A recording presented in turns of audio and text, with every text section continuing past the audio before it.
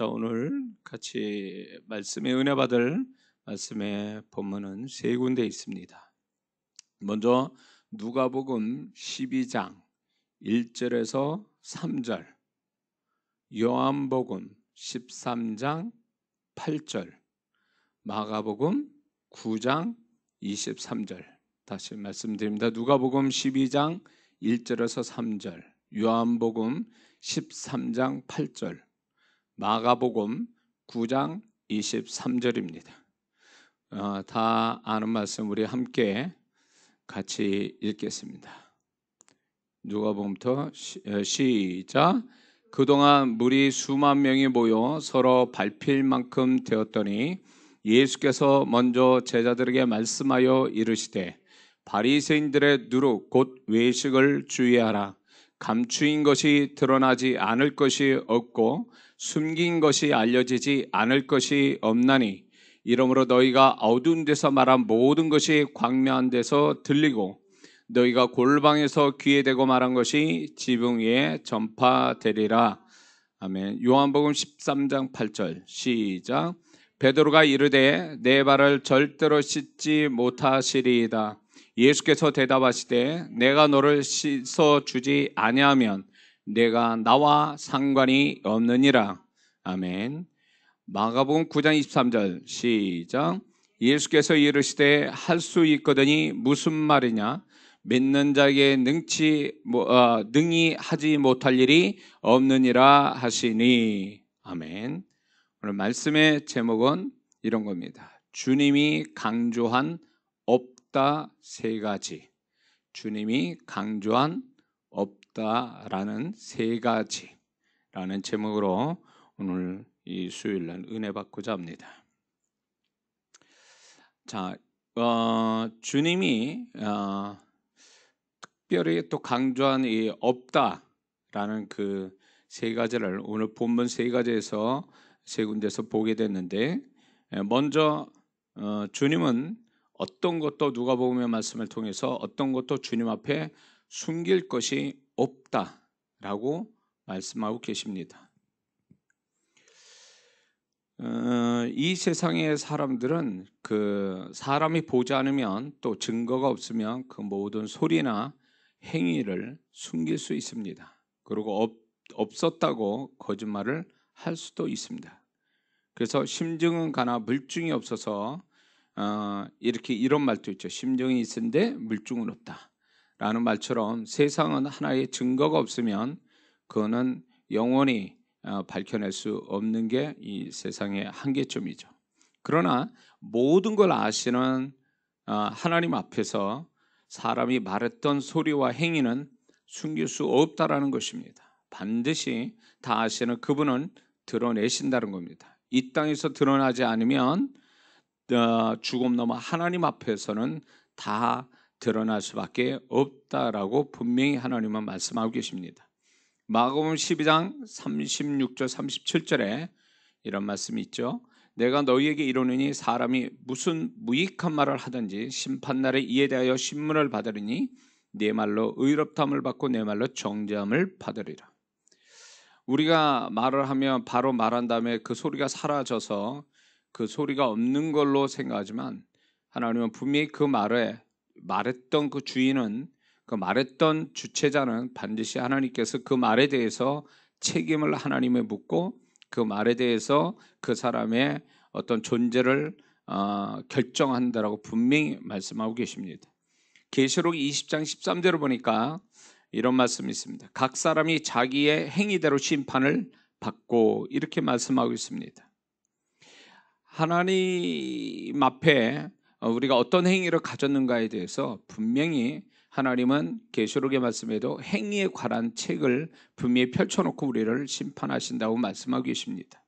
믿지 않는 자도 믿지 않는 자를 심판하시고 또 믿는 자라도 구원받았다 할지라도 그 행위에 대해서 분명히 우리는 구원받았으나 그 행위는 반드시 하나님이 기록해 놓을 수밖에 없다라고 분명히 말씀하고 계십니다. 하나님이 이 모든 걸 다 하시기 때문에 우리 사람끼리는 없다라고 속이고 거짓말할 수 있지만 하나님은 결국은 그 모든 것을 다 드러내시는 하나님이라는 것을 우리가 그 하나님이 있음을 우리가 알고, 또 우리가 알아야 될 게, 우리가 사는 세상은 지금 물질의 세계만, 보이는 세계만 있는 게 아니라 보이지 않는 영의 세계도 같이 공존하고 있다는 것을 우리는 믿어야 되고 알아야 됩니다. 그래서 육의 세계, 이 물질의 세계에서는 그냥 소리나 행위는 누가 사람이 보지 않으면 시간이 흐르면 자연히 없어지는 거지만, 영의 세계는 완전히 이 시간이 흐르지 않는 세계이기 때문에 그 세계는 현재 진행형으로 항상 이 땅에 있던 모든 것들은 영의 세계에서 그대로 다 보존되고 기록되어 있다는 것을 우리는 알아야 됩니다. 그래서 절대로 영의 세계는 기록되어 절대로 숨길 수가 없다는 것입니다. 영의 세계는 다 그게 노출이 될 수밖에 없다는 거죠. 우리 스스로가 영의 세계가 느낄 수도 없고 알 수도 없기 때문에 우리는 없는 것처럼 생각하고 없을 것이다라고 생각하지만, 그것은 착각에 지나지 않고 분명히 그거는 존재하고 있다라는 것입니다. 근데 제가 이 집회 가운데 사역을 할 때에, 성도분들을 사역할 때에 하나님께서 그분이 어떤 말했던 그 말과 그 행위를 그대로 다 보여주시고 들려주실 때가 너무 많습니다. 내가 보고 듣는 건 아니죠. 주님이 그 사람에 대한 중요한 어떤 주님 앞에서 의미가 있는 어떤 소리나 어떤 그 행위를 주님은 다 기억하고 계시고, 또 그거를 제가 사역할 때 그거를 보여주고 들려주실 때가 있어요. 그럴 때마다 저도 놀라운 게 뭐냐면, 그런 걸 통해서 제가 영의 세계에서 이 모든 것들은 기록되고 그것은 소멸되지 않고 있는 상태로 있구나라는 것을 발견하게 됩니다. 그래서 사역을 받는 성도들도 그거로 굉장히 놀라고 두려워할 때가 있습니다. 근데 많은 사람들은 영의 세계가 없는 줄 알고 그 영의 세계에 다 기록되고 있다는 걸 알지 못한 채 그거로 계속 우리는 사람들, 이 세상에 보이지 않는 사람들이나 이런 것에서 거기에만 치우치고 의식하다 보니까 숨기고 속이고 그러면 다 없는 줄 알지만, 하나님은 그런 걸 다 기록하시고 알고 계셨고 영의 세계는 이미 기록되어 있다는 것을 알지 못하고 있다는 것입니다. 그러므로 예수 믿는 사람은 이 사실, 두 가지 사실, 하나님이 다 아신다는 것과 그 다음에 영의 세계는 다 기록되고 있다는 이 두 가지 사실에 대해서 두려움을 가져야 됩니다. 그리고 그런 것들이 다 기억되시고 하나님이 기억하시고 기록하고 있다는 것에 대한 의식을 가지고 말하고 행동해야 된다는 거죠. 그리고 뿐만 아니라 분명한 이것이 사람들만 속힌다고, 사람들이 아니라고 발끈 빼는 것만이 그게 다 능사가 아니고, 그런 부분에 자기가 분명한 것에 대해서는 정직해야 된다는 것입니다. 잘못된 것, 특히 잘못된 것에 대해서 정직하지 않으면 그것은 나중에 그 속이고 핑계대고 변명될 때에 그건 나중에 더 큰 문제를, 또 손해를 가져올 수 있다는 것을 우리는 알아야 됩니다. 그러므로 예수 믿는 사람들이 세상에 사람들을 속이고 없는 척 있는데도 없었던 것처럼 생각하는 것이 그게 지혜가 아니라, 영의 세계나 하나님을 다 알고 계시는 것에 대해서 솔직히 자기가 인정하고 정직해지는 것이 오히려 자신의 어떤 삶, 자신의 존재에 대해서 괜한 어떤 고난이나 손해를 보지 않게 되는 비결이라는 것입니다. 그래서 많은 사람들이 예수 믿으면서도 그 사람의 삶이 무엇인가 석연치 않게, 교회 생활하면서도 석연치 않게 뭔가 꼬이고 묶이고 다치고 안 되고 손해보고 낭패당하고 세고 이런 일이 벌어진다면 분명히 그 이유가 있는데, 아무리 현실 세계에서 지금 보여지는 세계에서는 그 사람이 문제없는 것 같아도 모든 걸 다 알고 계시고, 또 그 다음에 영의 세계에 다 기록해 놓은 것들에 대해서 이 기록이 분명히 있는 것이 있다고 할 때에 그것 때문에 그 사람이 잘못될 수도 있다는 것입니다. 우리가 신앙생활 열심히 하는 건 분명히 그렇게 해야 되죠. 그러나 그 신앙생활 열심만이 아니라 내가 하나님 앞에서 또 영의 세계에서 결코 부끄러움이 없고 걸릴 것이 없는 상태로 만드는 것, 이거는 영적인 그리스도인에게서 굉장히 중요하다는 사실입니다. 그런 걸 모르고 육신에 속한 성도들은 사람들만 의식하고 사람이 보이지 않으면 모든 게 다 괜찮다라고 생각하고, 그리고 그렇게 잘못된 것들을 이렇게 말하고 행하는 것들에 대해서 그런 것들이 아무런 뭐 어떤 결과, 아무런 어떤 그런 거에 대한 문제가 발생되지 않으면 그냥 모든 게 다 덮어두고 간다라고 생각하는 것 같지만 사실 그렇지 않다라는 것입니다. 하나님은 분명히 그 부분에 대해서, 특히 잘못된 거에 대해서는 그것이 하나님 앞에 인정, 내가 너를 이 부분을 없는 것처럼 생각하고 기억하지 않겠다라고 말씀하시기 전까지, 또 영의 세계에서 그 모든 것들이 삭제되기 전까지는 그거는 계속 작용할 것이고 죽음 너머까지도 작용한다는 걸 우리는 잊지 말아야 될 것입니다.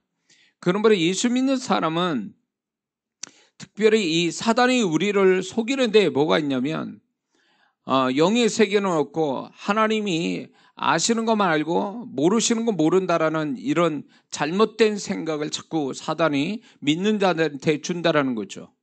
그러다 보니까 믿는 자가 진실하지 못하고 정직하지 못하고 회개할 줄도 모르고, 그렇게 함으로 인해서 자신의 스스로 자기 인생을 이렇게 저렇게 그런 태도 때문에 막 꼬여가는 그런 모습이 있다라는 것입니다. 그래서 마귀는 계속 우리를 적당하게 세상에서 눈 가리고 아웅식으로 그냥 사람들만 보지 않으면 모든 게 이렇게 괜찮다라고 하는 그것이 괜찮은 게 아니라 그건 사단의 속임수고 결국은 영의 세계에서 다 기록돼서 그건 작용하고 있고, 모든 걸 아시는 그 하나님은 그것을 분명히 하나님 앞에 처리를 하지 않으면 하나님이 어떤 식이든 우리에게 처리하실 수밖에 없다는 공의 하나님을 우리는 잊지 말아야 되는 것입니다. 그래서 예수 믿는 사람은 이런 부분에 대해서 두려움을 가져야 됩니다. 의식해야 되고, 그리고 정직해야 되고, 그런 것들을 분명한 태도로 보여야 됩니다. 문구적거려서 대충 이렇게 구렁이 담 넘어가듯이 그런 식으로 해서 될 문제는 절대 아니라는 것입니다. 그래서 예수 믿는 사람이 정직해야 된다, 진실해야 된다, 회개를 잘해야 된다는 이유가 바로 여기 있는 것입니다. 그렇게 돼야만이 하나님이 은혜를 베푸시고 긍휼을 베푸시고, 또 그런 가운데 그 예수님의 보혈로 죄나 어떤 자기의 죄된 행동이나 언어에 대해서도 그분의 보혈로 삭제가 소멸되지, 그렇지 않으면 반드시 사단이 역사를 한다는 것입니다. 그러므로 잘못된 것에 대해서, 잘못된 말과 행위에 대해서는 예수님의 보혈과 예수님의 이름으로 반드시 소멸시켜야 됩니다. 그렇지 않으면 영의 세계를 아는 사단이, 우리의 모든 걸 아는 또 사단이 그것 가지고 우리에게서 역사하고 공격하고 또 하나님께 참소하는 것을 막을 수가 없다는 것입니다. 그리고 분명히 이것은 또 하나님께서 잘못된 어떤 하나님의 명백하게 잘못됐다, 죄된 것이다라고 말씀하는 것들에 대해서 하나님이 회개할 기한 안에 그 회개치 않으면 반드시 하나님이 그걸 가지고 하나님은 우리를 징계할 수밖에 없고 판단하실 수밖에 없고, 그건 또 죽음 너머까지도 드러낼 수밖에 없다는 걸 우리는 잊지 말아야 될 줄 믿습니다.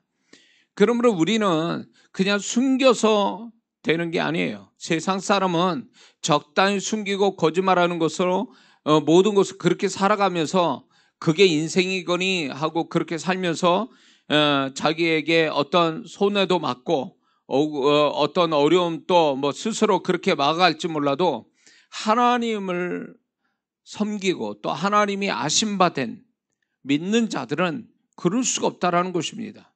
그렇게 세상 사람 방법처럼 살아갔다가는 그 사람은 신앙생활 아무리 열심히 해도 그 사람은 밑 빠진 데에 물 붓는 식으로 그 사람은 아무것도 얻을 수가 없다는 거죠. 결국 하나님 앞에 이런 영적인 사실을 모른 채 신앙생활하면 그것만큼 치명적인 것이 없다라는 것입니다. 아무리 자신이 이거는 안 믿는다 그래서 그게 사라지는 게 아니라 그 사람이 믿든 안 믿든 이거는 진리와 같고 그다음에 분명한 사실이기 때문에 이거를 믿는 자들이 신앙생활하면서 점점 이런 부분에 대해서 두려움과 의식과 또 하나님 앞에 분명히 이런 태도를 갖는 것이 오히려 지혜로운 신앙생활이 될 줄로 믿습니다. 오늘날 많은 그리스도인들이 교회 생활하면서도 제가 만나본 성도들을 이렇게 보면 교회 생활 착실하는 사람들이 있어요. 그런데 앞에 와서 상담을 하고 보면은 문제가 어마어마 많은 사람들이 많고요. 또 문제가 다양하게 많이 가지고 있는 성도들이 너무 많아요. 그래서 그런 성도들을 돕기 위해서 이렇게 묻습니다. 그래서 원인이 어딘가를 자꾸 영적인 것과 육적인 원인을 찾아가서 이렇게 보면은 반드시 그 공통점이 뭐였냐면 이분들이 알아야 될 그 영적인 사실을 알지 못하는 이런 것들이 결국은 애매한 어떤 고난과 손해와 낭패를 당하는 것들을 너무 많이 발견한다는 거죠. 영적인 무지함이 얼마나 심각한 문제인지를 알 수가 없어요. 근데 이런 부분들이 이 신앙사 시작할 때부터 가르쳐 준 사람이 없었고 자기 식대로 자기 멋대로 그냥 자기 식대로 이제 신앙사를 하다 보니까 그게 성경에 없는 것들을 자신들이 하나의 그 신앙의 원리처럼 가지고 가다가 결국은 하나님이 인정하지 못할 것 때문에 자빠 넘어지는 거죠. 그래서 많은 그리스도인들이 분명히 하나님 앞에 투명하고 걸릴 것이 없이 자꾸 이렇게 살아가는 것이 그게 신앙생활 잘하는 것인데도 불구하고 세상 사람들처럼 적당히 타락하고 적당히 죄짓고 적당히 속이고 적당히 거짓말하고 적당히 핑계와 변명되며 살아가는 것이 잘하는 것처럼 생각한단 말이죠. 그게 결국은 자기 발목을 잡는다는 거, 자기 스스로 무덤을 판다는 걸 모르고 있어요. 그 당시에는 아무것도 안 일어나는 것 같아도 모든 걸 아시고 영적인 세계에 다 기록된 것들에 대하여 사단은 사단대로 공격하고 하나님은 하나님대로 징계한다는 걸 모르고 있기 때문에 이쪽도 저쪽도 도움을 못 받는 그런 불행한 사람이 될 수밖에 없다는 걸 알아야 될 줄 믿습니다. 그러므로 하나님 앞에 그래도 긍휼과 은혜를 입는 자가 되려면 하나님 앞에 모든 건 정직해야 되고 솔직해야 되고 그리고 그런 잘못된 것들은 빨리빨리 우리에게 놀라운 보혈의 능력이 있고 예수님의 이름의 능력이 있으니 그걸 붙들고 계속 그것을 소멸시켜야지 그걸 안 그런 척하고 속이고 넘어간다고 해서 당장 문제가 안 일어난다 그래서 그게 해결된 게 아니라는 사실을 알아야 됩니다. 그래서 이렇게 제가 어떤 그 순간순간 귀신이 들어가는 사람들을 축기할 때마다도 그 귀신이 그 말은 다 정답은 아닌데 걔들은 진실을 다 말하는 건 아니지만 제가 그 귀신의 소리를 들어보면 이 사람이 왜 귀신이 들어올 수밖에 없는가에 대한 이유를 얘네들이 말할 때가 있어요. 다 믿진 않지만 그래서 그 소리를 들은 다음에 그 성도한테 물으면 그게 맞다라는 경우가 많습니다. 결국 틈을 줬다 그 얘기예요. 마귀한테 악한 영에게 틈을 줘서 그 악한 영이 그 사람 마음과 육체에 들어오고 그 다음에 그 사람의 삶의 구석구석에 들어와서 역사하게 만드는 원인이 결국 그 사람이 만든 거예요. 틈을 줬다 그거예요.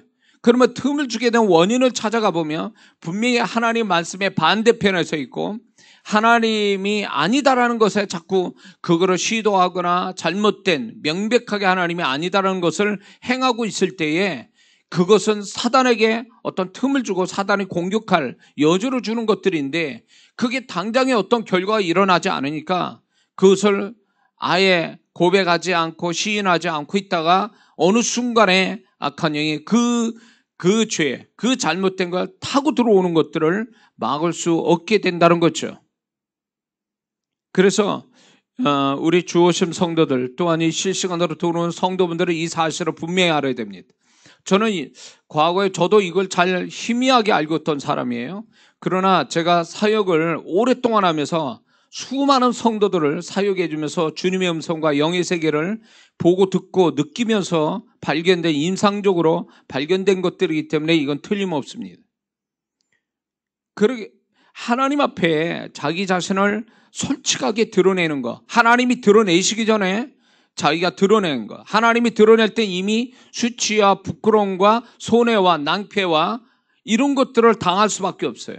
근데 하나님이 그걸 원하는 게 아니라 그 사람이 반드시 이 부분에 대해서 하나님 앞에 정말로 솔직하게 드러내놓고 그분의 용서와 은혜와 긍휼을 입는다면 하나님이 삭제시키고 그런 걸 기억 안 하시고 부끄러움과 수치를 당하지 않게 하시는데 그 기한을 넘어간다 그거예요.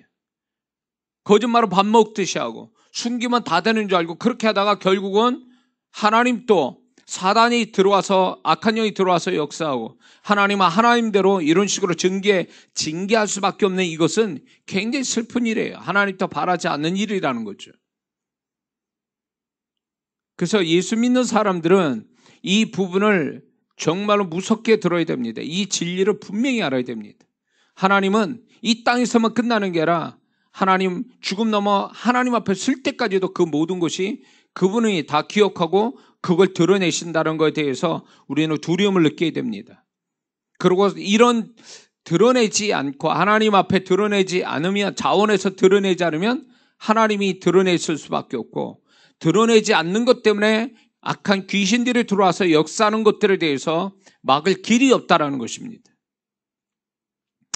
그래서 이런 부분에 잘못된 것들은 반드시 하나님 앞에 정직하고 솔직하고 나타내야 되는 것이 그게 잘하는 거예요. 시간 또 길게 끌면 안 됩니다. 길게 끌수록 그 사람은 더 불리한 입장으로 돌아갈 수밖에 없기 때문에 하나님께 그때마다 자기의 잘못된 거를 드러내놓고 그분의 은혜, 보혈의 능력 그런 것을 경험해야만이 그 사람이 하나님 앞에서 더 막힘이 없는 그러게 해서 하나님이 주시고자 하는 은혜와 축복을 또 받으기에 합당한 사람이 되는 줄 믿습니다.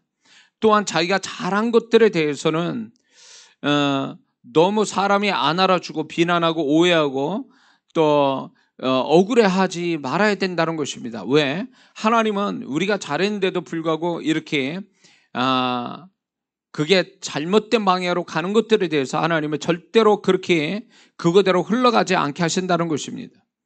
주님이 언젠가는 그분이 그 사람이 잘했다는 것을 세상 앞에 적어도 그거와 관련된 사람들 앞에서 하나님이 그걸 명백하게 드러내신다는 것입니다. 그리고 그 사람이 잘한 것들에 대해서 하나님은 반드시 보상이 따른다는 것입니다. 한 예로 야곱이 삼촌 라반의 집에서 그는 10번이나 20년간 일하면서도 제대로 품삯을 받지 못하고 억울함을 당하면서 힘든 생활을 직장 일을 한 거죠. 그랬을 때도 하나님께서는 결국 그가 수고한 것을 마지막에 기적으로 그 수고를 보상해 주지 않습니까?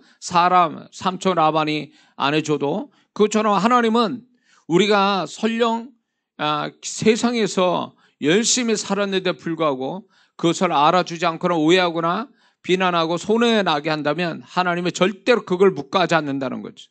언젠가는 반드시 그 사람이 맞다라는 것을 거기에 관련된 사람들에게 다 알게 하신다는 거죠.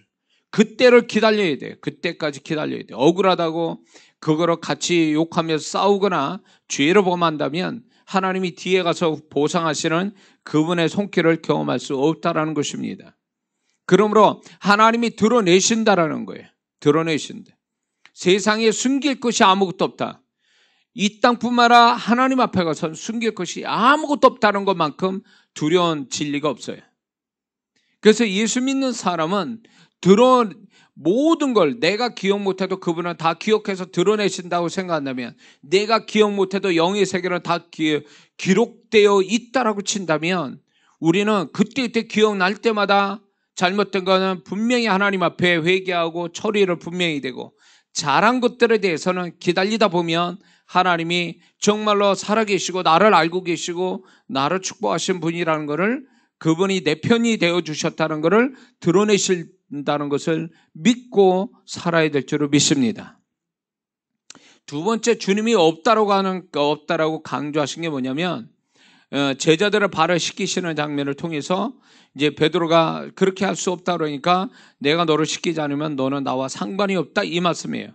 이 말씀은 굉장히 중요한 말씀인데, 내가 너를 씻기지 않으면 너는 나하고 상관없다는 말은 두 가지 의미를 포함하고 있습니다. 영적인 의미. 첫째는 이 종의 역할로, 보통 그때 당시에는 종들이 주인이 바깥에 들어왔다 나오면 그 더러워진 말을 그 물로서 이렇게 씻기는 그것이 최초의 종이 해야 될, 주인이 오면 해야 될 처음 하는 일입니다. 그러므로 그 일은 굉장히 종으로서 종이 하는 거지 어떤 다른 위치에 있는 사람이 하는 게 아니거든요. 그러므로 예수님이 제자들을 발을 시켰다는 것은 그들의 종이 되어 섬긴다라는 의미가 있거든요. 그 섬긴다는 의미가 있기 때문에, 그래서 이 말을 우리가 다시 해석하자면 주님의 도움을 받지 않고 사는 자는 주님과 상관이 없다라고 하는 의미가 되는 것입니다. 주님의 도움을 받아야만이 그 사람이 주님과 관계가 있는 사람이다라는 말씀을 그렇게 하는 거죠. 그러면 주님이 나를 섬겨주지 않으면 내가 주님과 상관이 없다는 것을 어떻게 이해를 해야 되냐면, 우리 구원은 예수님이 십자가의 희생을 통해서 그분이 나를 구원하셨다, 그거예요. 그분이 생명으로 나를 섬겨줬기 때문에 내가 구원을 받았다라는 거죠.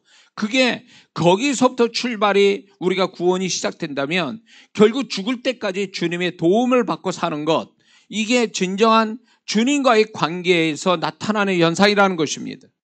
그래서 더 나아가서 신앙이 좋아지는 사람들은 주님이 나를 생명으로 섬겨주시고 살아가면서 계속 나를 축복되도록 섬겨주시는 게 고마워서 주님을 섬기는 그런 신앙으로 발전하는 게 성숙한 신앙이죠. 거기까지 못 가는 어린 신앙은 계속 주님의 도움받는 것만 좋아하고 주님께 도움 드리는 것은 하지 않는 유치한 그런 어린애 신앙을 가진 사람이 교회 안에 수두룩해요, 사실은. 그러나 주님이 나를 여러모로, 구원부터 시작해서 여러모로 나를 살아가면서 도와주신다는 걸 늘 아는 자들은 주님께 늘 감사하고 주님 앞에 뭔가 더 주님을 도와드리려고 하는 이렇게 성숙한 신앙을 갖는데, 그게 진정으로 주님 앞에 기뻐하시는 모습이 되는 줄을 믿습니다. 자, 비유로 들 때 이 부분에 대해서 어떤 부모가 자식을 낳기만 했어요. 놓기만 하고 그러고 같이 살지를 못했어요. 그래서 20년, 30년 세월이 지났어요. 그럴 때 그 자식이 그 부모를 다시 만나게 된다면 자식된 입장에서 어떤 기분이 들까요? 우리는 경험 안 했지만 상상할 수는 있어요. 그게 어떤 마음이 들까요? 어색하고 남과 같이 느껴질 거예요. 부모라도. 왜 그럴까요? 자식은 어렸을 때 부모의 사랑을 받고 부모의 도움을 받을 때 비로소 그 자식은 부모를 사랑하게 되고, 부모도 희생하면서 자식을 사랑하고 도와줘야 자식에 대한 사랑이 있는 거예요.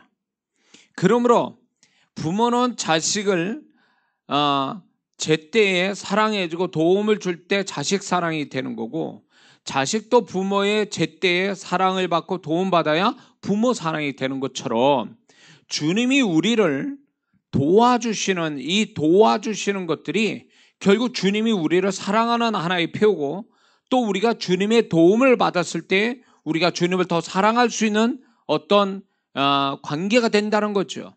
이거를 얘기하는 거예요. 그러므로 주님과 주님의 도움을 안 받는다는 것은 결국 주님과의 관계가 이제 멀어진다는 걸 의미하는 거죠. 관계가 멀어진다는 얘기는 결국 주님과 관계가 없게 돼버린다는 거죠. 그렇기 때문에 주님은 우리를 끝없이 도와주시면서 또 그분이 나를 도와주신 것뿐만 아니라 우리가 주님의 도우심을 끝없이 받을 때에 거기에 감사가 있고 주님 사랑이 있고, 주님은 또 우리를 더욱 사랑하시고 그런 가운데 친밀함을 갖고, 이런 것이 주님과의 깊은 관계를 갖는 건데, 내가 주님의 도움 받고 싶지 않아요. 그래서 나 혼자 살아요. 주님에게 도움 안 받고 사는 그 씩씩한 성도가 정말 주님을 사랑할까요? 절대 그렇지 않아요. 절대 그렇지 않아요. 가는 게 있으면 오는 게 있는 거거든요. 많은 사람들이 신앙생활 할 때 왜 주님 사랑을 못 느끼고 주님께 감사가 없느냐 할 때, 그거는 이런 것 때문에 그래요. 주님이 분명 그 사람한테 도와주고 싶지만 그 사람이 도움을 구하지도 않고 주님이 도와주시는 게 제한적이고 그 제한적 도움마저도 이 사람이 몰라보는 거예요. 그러다 보니까 주님에 대한 사랑과 주님께 대한 감사가 없는 거예요. 그렇게 되면 어떻게 되냐? 헌금 내는 것도 인색해요. 아까워해요. 교회 오는 거 굉장히 힘들어해요. 응? 지금 사람 또 만나야 되고 졸리기도 하는데 교회 와야 돼요. 응? 그런 것들이 왜 그런 마음들이 왜 생겼냐는 거죠. 틈만 나면 교회 안 오려고 그러고 기도 안 하려고 그러고 그리고 헌금 안 하려고 하고 이런 것들이 결국 다 뭐냐면 주님으로부터 받은 게 없어서 그런 거예요. 주님께 받은 어떤 경험이 없으니까 주님께 드리고 싶은 마음도 없는 거예요. 그러다 보니까 인색하게 나오는 거죠.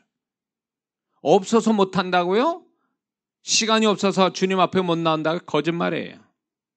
마음만 있으면 다 시간 내고 다 할 수 있어요. 빚내서라도 할 수 있는 거예요. 근데 왜 그렇게 못할까요? 주님께 받아본 게 있어야지.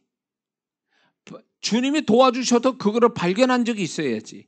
그러니까 자기는 주님께 받은 게 아무것도 없다고 생각이 드니까 주님께 줄 것도 없는 거예요. 드릴 것도 없는 거예요. 드린다는 자체가 아까운 거예요. 드린다는 자체가 아깝고 인색함이 거기서 나오는 거죠. 정말 주님의 사랑을 풍성히 받고 주님이 도와주신 걸 늘 발견하고 주님께 대한 감사함이 넘는 사람이 신앙생활 인색할 수 있습니까? 절대 그렇지 않아요. 그러니까 주님의 도움을 많이 받고 도와주시는 걸 많이 발견하는 사람이 감사도 많고 주님께 헌신도 잘하는 이유가 거기 있는 거예요. 그래서 목사로서 우리 성도들을 바라볼 때에 저 사람이 교회에 오는 거 싫어한다? 헌금하는 거 싫어한다? 인색하다? 그러면 저는 그렇게 아주 아예 그렇게 생각하는 거야. 저 사람은 주님의 도우심을 받아본 적이 없구나. 주님의 도움을 주셔도 발견한 사람이 아니구나. 그래서 주님께 하는 게 아깝고 인색한 마음을 가져서 저렇게 나오구나. 저는 그렇게 해석하는 겁니다. 그렇게 한다고요. 제가 그렇게 생각한다고요. 예? 그러니까 신앙생활 잘하라고요. 우리 성도들. 예? 내가 그런 생각 안 들게. 정말 우리는 구원만 생각해도 우리는 정말 그분에게 평생을 그 은혜를 갚아도 다 못 갚는 복받은 사람들이에요. 그런데 교회 한번 오는 게, 기도 한번 하는 게, 봉사 한번 하는 게, 헌금하는 게 뭐 이렇게 힘들다고 그걸 가지고 이러쿵저러쿵 핑계대고 변명되고 이렇게 하는 걸 보면 구원조차도 감사가 없는 사람일 수도 있어요. 구원조차도. 그게 주님의 어떤 마음 내지는 그분의 우리가 얼마나 어떤 사람이었고 어떤 사람으로 만들어 주신 거에 대한 진리를 아직 모르기 때문에 그런 생각을 한다고 저는 생각이 듭니다. 제대로 가르침 못 받아서 그렇죠. 주님의 도우심을 많이 받고 주님과 친밀함을 가지려면 먼저 자신에 대한 연약함과 무능력을 좀 절실히 절감해야 돼요. 그런 사람이 주님을 찾거든요. 나는 뭔가 할 수 있어. 난 열심히 하면 뭐가 돼. 그래서 주님 도움 안 받아도 난 잘 살 수 있어. 이런 사람은 주님이 필요 없어요. 그러다 보니까 주님께 뭔가 헌신할 마음도 없는 게 사실을. 근데 자기 자신이 얼마나 살아가면서 연약하고 부족하고 무능력한 사람이고 내가 얼마나 주님의 도움이 필요한 자를 아는 사람, 그 사람이 주님의 도움을 많이 받을 수 있는 마인드를 가진 사람이죠. 뿐만 아니라 그런 마음을 가지고 주님의 도움을 항상 구하는 사람. 그것이 주님을 높이는 거고 주님의 도움을 많이 받는 비결이 되는 줄로 믿습니다. 그리고 그 도움 주시는 주님을 항상 발견하고 감사하는 사람이 되어야 됩니다. 내가 뭘 했느냐가 중요한 게 아니라 주님이 나를 위해서 뭘 해주셨는지를 발견하는 사람. 그게 더 크게 보이고 그게 더 관심 있는 사람이 된다면 주님이 자기를 위해서 뭘 해주는지를 발견한다면 그 사람은 주님 정말로 사랑하지 않을 수 없고 주님과 친밀한 관계를 갖지 않을 수가 없는 거죠. 그리고 주님이 나를 얼마나 도와주시니 내가 봐도 나는 참 못 믿을 사람이고 내가 나를 봐도 참 좀 뭐랄까 마음에 안 드는 나인데도 불구하고 주님은 성실하게 나를 곁에 계시고 도와주시는 그 주님을 생각하면 감격할 수가 없는 거죠. 감격할 수밖에 없어요. 예? 그렇게 돼야 되는데 주님의 성실함, 내가 잘 못해도 그분은 나를 향한 사랑으로 성실하게 나를 돕고 계신 그분을 생각하면 감동이 안 올 수밖에 없대요. 감동이 올 수밖에 없는 거거든요, 사실은. 이게 굉장히 중요한 거예요. 내가 주를 위해서 뭘 하겠다는 것보다 우선이 돼야 될 게 뭐냐면 주님이 나를 위해서 뭘 해주셨는지를 더 아는 것이 이게 주님을 위해서 뭘 하겠다라는 것의 기준이 된다는 거죠. 기준이 돼. 근데 우리 성도들이 착각하는 게 뭐냐면 착한 마음으로 주님께 뭘 해야지 이런 사람이 있어요. 그런 사람은 조만간 그 주님을 위해서 하는 거 다 스톱할 겁니다. 왜? 뭔가 받은 게 있어야 뭔가를 할 수 있는데 받은 게 없는데 자기의 선한 마음으로 뭘 한다? 그러면 그런 사람은 어떤 생각 드는 줄 아세요? 내가 이만큼 하는데 주님이 나를 이렇게 축복 안 해? 뭐 이런 식의 자기 교만 이런 것들이 발동이 된단 말이에요. 그래서 봉사를 교회에서 봉사 헌신 많이 하는 사람이 나중에 변질돼서 교회의 문제를 일으키고 교회를 떠나가는 이유가 여기 있어요. 이런 사람은요, 주님께 헌신하고 봉사 많이 하는 사람일수록 주님이 나를 얼마나 많이 나보다 더 많이 나를 돕고 있는가를 발견하고 그거에 감사하는 자가 돼야 되는 거예요. 그래야 감격적으로 감사함으로 주님 앞에 헌신을 끊임없이 하지 겸손한 마음 가지고. 그렇지 않으니까 계속 주님이 나를 얼마나 사랑하고 나를 도와주는지를 모르고 자기가 한 것만 생각하는 거야. 내가 주님을 위해서 얼마나 이렇게 하는데. 응?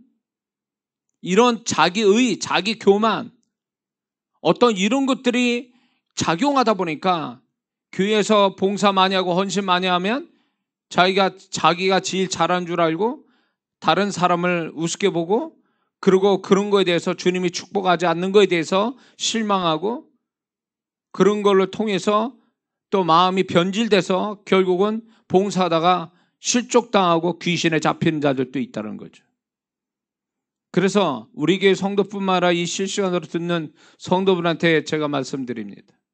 주님 앞에 정말 헌신하고 봉사를 열심히 하려면 먼저 주님이 자신을 얼마나 사랑하고 나를 얼마나 자신을 축복하고 도와주신지 그거를 더 많이 발견해야 됩니다.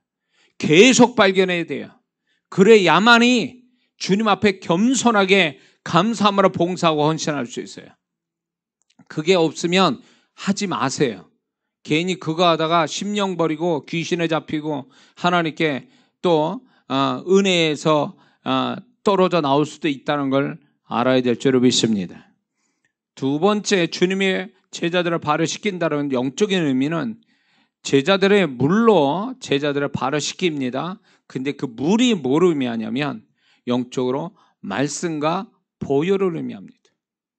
성경에 물을 말씀에 비유하고 또 물을 또 보혈로 또 비유를 합니다. 그러므로 이 주님의 말씀과 보혈로 우리를 돕고 계신다는 것을 경험 안 한다면 그 사람은 주님과 상관없는 자가 된다는 것입니다. 주님의 말씀으로 은혜 받고 깨닫고 변화받고 회개하고 회복하고 이런 것들이 주 말씀을 통해서 우리를 축복하시는 주님, 섬겨주시는 주님, 보혈로 말미암아 우리가 정결함을 입고 또 치유로 받는 이런 어떤 이것을 통해서 우리가 그분이 나를 돕고 있음을 우리가 발견할 때마다 주님과 더 상관 있고 주님과 친밀함을 더 갖는 사람이 된다는 걸 잊지 말아야 될 줄 믿습니다. 그러므로 이 말씀과 보혈을 경험하는 것, 그것은 주님과의 관계를 가져오는 굉장히 중요한 매개체인 것을 우리가 깨달아야 될 줄 믿습니다. 그래서 주님이 특별히 사랑하시고 축복하는 사람들 보면은 뭐냐면 말씀에 먼저 은혜를 잘 받아요. 은혜를 잘 받는 사람은 결국 주님의 손길이 갑니다. 주님의 타치가 있어요. 그런 사람은요. 그리고 보혈의 의지에서 회개하고 정결함을 입고 보혈로 말미암아 치유도 받고 이런 사람이 결국 그게 주님의 도움이거든요. 주님의 보혈로 우리를 축복하고 도와주시는 건데 이 경험이 있을 때에 우리는 주님과 관계가 된다는 거죠. 그래서 우리는 말씀을 가까이 해야 되고 보혈을 항상 구하는 자가 돼서 그 축복을 경험할 때 그것이 결국 주님의 손길이요 주님의 도우심으로 말미암아 우리는 주님과 더 친밀함을 가질 수 있게 되는 줄을 믿습니다. 세 번째, 주님이 없다라고 강조하신 세 번째는 믿는 자에게 능치 못함이 없음을 주님이 강조하고 계십니다. 믿는 자에게 능치 못함이 없다. 우리는 구원받을 때 하나님으로부터 기본적인 영적 믿음을 수여받았어요. 영적 믿음, 역사할 수 있는 믿음, 살아있는 믿음을, 기본적인 영적 믿음을 공급받았습니다. 그것으로 인해서 그 사람이 이제 신앙생활 열심함으로, 말씀과 함께 신앙생활 열심함으로 그 믿음이 많아지고 성장하고 레벨이 높아지는 것입니다. 그런데 하나님은 그 사람이 구원받은 후 그 사람이 가진 믿음으로 모든 것을 해결하고 새롭게 창조할 수 있도록 그 사람의 삶을 세팅해 놓았다는 것입니다. 하나님은 반드시 그 사람이 믿음을 이렇게 쓸 때에 그 믿음을 지지하시고 그 믿음대로 되게 하시는 하나님의 어떤 은혜가 우리에게 있습니다. 그래서 믿는 자들이 믿음을 써야 되는데 많은 사람들이 믿음을 쓰는 게 아니라 단지 그냥 종교적인 어떤 행위 내지는 선한 행위만 가지고 신앙생활을 하는 것으로 만족하는 사람들이 있다는 것입니다. 분명히 하나님은 우리에게 믿음을 통해서 역사에 가도록, 구약과 다르게 믿음을 통해서 역사에 가도록 그 삶을 다 조정해 놓고 그렇게 다 그 믿음을 쓰기만 하면 뭔가 역사로 오도록 하나님이 다 삶을 세팅했는데도 불구하고 믿음을 안 써서 믿음으로 얻을 축복들이 날아가 버리는 그런 경우가 너무 많다는 것입니다. 그래서 주님이 이 말씀, 믿는 자에게 능치 못함이 없다. 믿는 자는 모든 불가능이 없다라는 뜻이죠. 모든 것이 믿음 안에서 가능하다라고 말씀해 주시는데 이거를 좀 더 주님의 말씀을 정확하게 말하자면, 주님 말씀을 정확하게 말하자면 그 사람이 가진 믿음의 수준, 그 사람이 가진 믿음의 분량 안에서는 불가능이 없다라고 말씀하는 겁니다. 그러니까 이 사람이 믿음의 분량이 100이에요. 그런데 100 안에서는 그 사람 믿음 가지고 뭐든지 다 만들어낼 수 있어요. 창조도 하고 변화되고 모든 역사를 가져올 수 있어요. 100 안에서는. 그런데 이 사람의 믿음의 분량이 100이 넘어가 버리면 이건 믿음이 아니라 객기가 되고 신념이 되고 고집이 되고 이런 거이기 때문에 역사는 안 온다라는 거예요. 그래서 주님이 믿는 자에게 능치 못함이 없다는 얘기는 그 사람이 믿음을 소유한 것만큼 가능해진다. 모든 것이 가능하다라고 약속해 주시는 겁니다. 그러므로 믿는 자들은 자기의 믿음의 분량을 더욱 많아지게 하는 것이 굉장히 신앙생활의 중요한 작업입니다. 그런데 믿음은 무엇으로 만들어 생성이 되냐라고 할 때에 그것은 말씀으로 생성이 되는 것입니다. 믿음은 들음에서 나고 그 들음은 그리스도의 말씀으로 말미암느니라. 그러므로 그 믿음은 결국 그 말씀은 로고스가 아니라 레마이기 때문에 들려지는 말씀, 선포되는 말씀, 이 말씀이 결국 그 사람 믿음을 만들기 때문에 예수 믿는 사람은 계속 말씀을 듣는 것이 늘 있어서 그 듣는 말씀이 믿음이 되어야 된다는 거죠. 근데 그 믿음을 풍성히 만드는 분위기, 배경을 만드는 게 뭐냐면 방언기도예요. 방언기도가 그 영된 말씀, 영적인 말씀을 받아들이게 너무나 좋은 분위기를 만들어주는 것이 방언기도이기 때문에 방언기도를 많이 하고 말씀을 듣는 사람이 결국 그 사람은 믿음이 더욱 증가하는 속도가 굉장히 빨라진다는 것입니다. 그래서 이 믿음을 갖는다는 건 굉장히 중요한 일이고, 이 믿음으로서 우리가 살아가면서 예수 믿는 사람은 선한 행실로 축복받는 것들도 있어요. 그런데 하나님은 믿음으로서만 축복받는 일들도 만들어 놓고 계셨다는 거죠. 믿는 자들이 믿음을 사용해야만이 역사가 오는 것들인데, 믿음을 쓰지 않아서 그게 계속 문제가 되고 계속 그게 해결이 안 되고, 믿음을 쓰지 않아서 결국 믿음으로 온 축복은 다 날아가 버리는 경우가 많다는 걸 꼭 알아야 됩니다. 우리는 이런 거로 한번 생각해 봐야 돼요. 왜 내 인생은 내 앞에 불가능한 것들이 많은가? 왜 내 인생 살아가면서 우리는 불가능한 것처럼 보이는 것들이 있는가 할 때 그 이유는 두 가지예요. 첫 번째는 불가능한 것처럼 보일 뿐이지 진짜 불가능한 일은 그 사람 앞에는 없다라는 것입니다. 착각일 뿐이라는 게. 왜? 고린도전서 10장 13절을 보면 다 아는 말씀인처럼 우리에게 감당치 못할 시험을 허락지 않고 감당할 쯤에 또 피할 길을 주신다. 이게 하나님이 그 사람 각자 믿는 자의 인생에 하나님이 약속 주시는 거예요. 그러므로 우리 삶 속에 우리가 스스로 풀지 못하는 불가능한 일은 없도록 하나님이 우리의 삶을 잘 세팅해 놓으셨다는 걸 믿어야 됩니다. 그래서 안 되겠는데요, 못하겠는데요, 잘못된데요, 정말 이게 끝났습니다, 이런 말은 절대로 해서는 안 되는 거죠. 왜? 그거는 하나님 약속을 불신하는 거예요. 하나님이 그렇게 그 사람에게 맞게 만들어 놓은 것들을 불신하는 거기 때문에 일종의 이건 불신앙입니다. 그리고 왜 우리 앞에 불가능한 일들이 보이는가? 그거는 두 번째는 아까 얘기한 자신의 믿음을 최대치로 사용하지 않아서 그렇다는 거죠. 그 많은 사람들이 자신의 믿음을 최대치로 쓰는 게 아니라 자기 다른 방법들을 막 갖다 쓰는 거예요. 어떤 문제나 축복이나 이런 것들을 다른 것들을 동원해서 쓰다 보니까 그게 해결이 안 되고 축복도 안 오고 해결도 안 되고 이런 문제가 발생되는 거죠.